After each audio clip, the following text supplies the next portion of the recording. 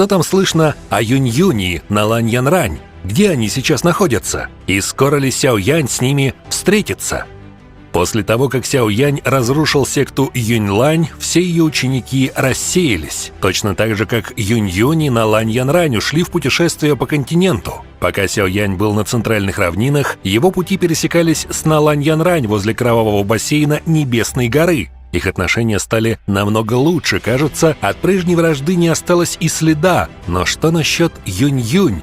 Увидит ли Сяо-Янь ее в будущем? Да, обязательно. Эта встреча произойдет и при этом довольно скоро. Кроме того, Сяо-Янь окажет весомую услугу Юнь-Юнь, помогая ей с прорывом. В целом, Юнь-Юнь — это очень важный персонаж в расколотой битве Синего Небес. Это первая любовь Сяо-Яня. Мы помним те трогательные моменты и взаимопомощь Сяо-Яня и Юнь-Юнь.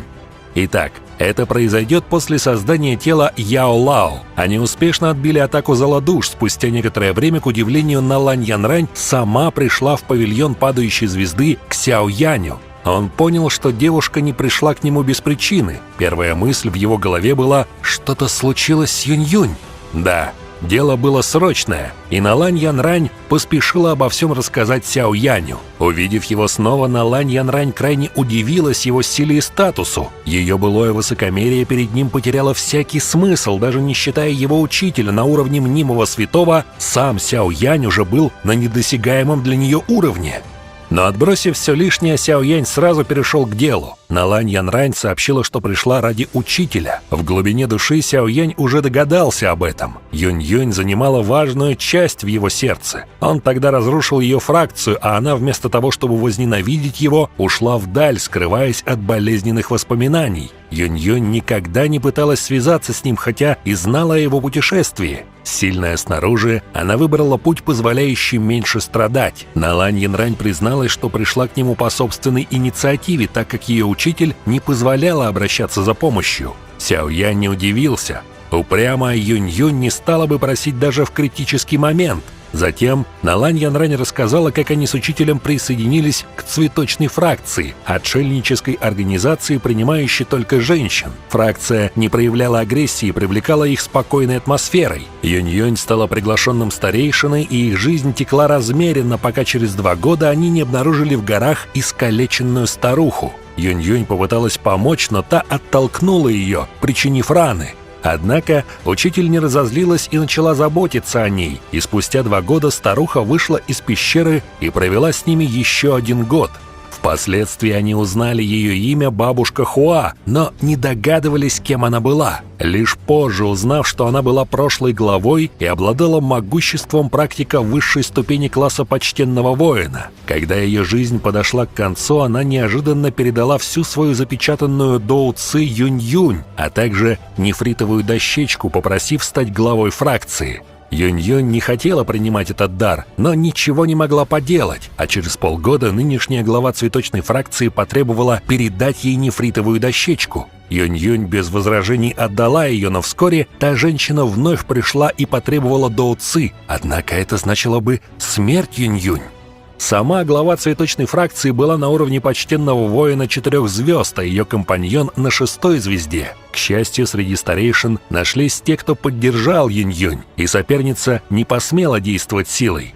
Вместо этого она предложила решить спор в поединке, воспользовавшись особенностью фракции, возможностью сражаться в паре мужчины и женщины. Это значило, что ее поддержит могущественный компаньон Яхуа Ляньцзюнь, почтенный воин 6 звезд. Сама глава обладала силой 4 звезд, и их дуэт делал битву бессмысленной. Несмотря на это, Юнь-Юнь согласилась на поединок, устав от постоянного давления. Но ведь Юнь-Юнь получила доу-ци почтенного воина 9-й звезды, а она справится? Как бы не так, она не могла так быстро переработать эту силу, чтобы сражаться с такими грозными противниками. Услышав это, Сяо-Янь был крайне раздражен, он не мог позволить ей отправиться на верную смерть. Налань-Янрань же надеялась только на него, ведь учитель не могла победить одна. Сяо Янь вздохнул и спросил, сколько времени до боя. Оказалось, что всего полмесяца. Дорога до цветочной фракции занимает минимум 10 дней. К счастью, только одна глава выступает против Юнь-Юнь. Ведь такая крупная организация с богатой историей должна иметь серьезную поддержку среди старших экспертов. Однако оказалось, что большинство могущественных старейшин погружены в длительное уединение, и если бы они были на месте, глава не пошла бы против Юнь-Юнь. Пока Сяо Янь размышлял, за его спиной раздался голос Яо Лао, который уже давно слышал их разговор. Он прямо сказал Сяо Яню идти. Кроме того, Яо Лао в прошлом знал эту старуху, которую звали Хуа Юй. Она была известной личностью, но также имела множество врагов. Юнь-Юнь очень повезло, раз она смогла получить наследие этой женщины, которая обычно никого не брала в ученицы. Яо Лао передал Сяо Яню пространственную нефритовую дощечку, которая могла призвать его в случае опасности. Кроме того, он упомянул, что некоторые старейшины цветочной фракции обязаны ему услугой, что могло облегчить ситуацию.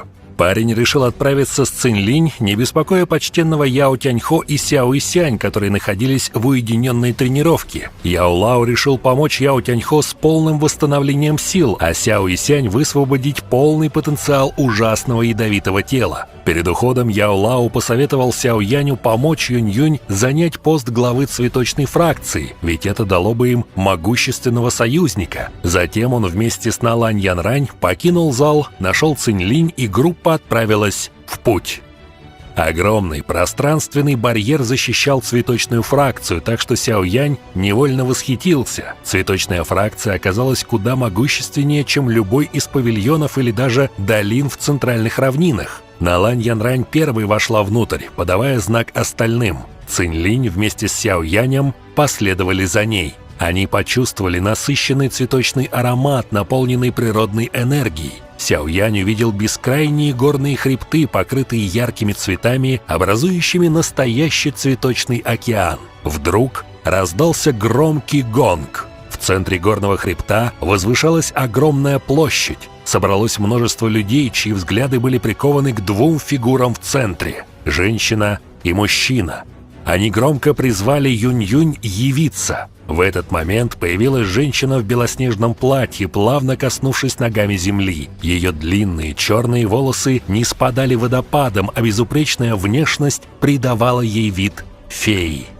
Юнь-Юнь, нахмурившись, спокойно ответила, что никогда не стремилась возглавить фракцию и не понимает, почему ее вынуждают это делать. Но противница в гневе потребовала, чтобы та передала ей драгоценную доуци прошлой главы. Юнь-Юнь уже готовилась к битве, однако, когда она хотела сказать, что у нее нет напарника, с неба последовал порыв ветра. На молниеносной скорости к площади устремился луч света, и возле Юнь-Юнь появился молодой человек. Он схватил Юнь-Юнь за ладошку на глазах у стольких людей. «Малышка Юнь-Юнь, я же не опоздал, верно?» Только представьте удивление Юнь-Юнь. «Сяо Янь? Почему ты здесь?» Юнь-Юнь покраснела, но также пораженно посмотрела на парня. «Ты же не думала, что я просто буду равнодушно стоять в сторонке, когда у тебя возникли проблемы?» Нежным тоном ответил Сяо Янь. Да, Сяо Янь тот еще мастак спасать девушек. Рассмотрим продолжение в будущем. Большое спасибо за просмотр. Напишите в комментариях, как вы относитесь к Юнь-Юнь. Нравится ли вам этот персонаж? Подписывайтесь на канал, ставьте лайк и всем пока!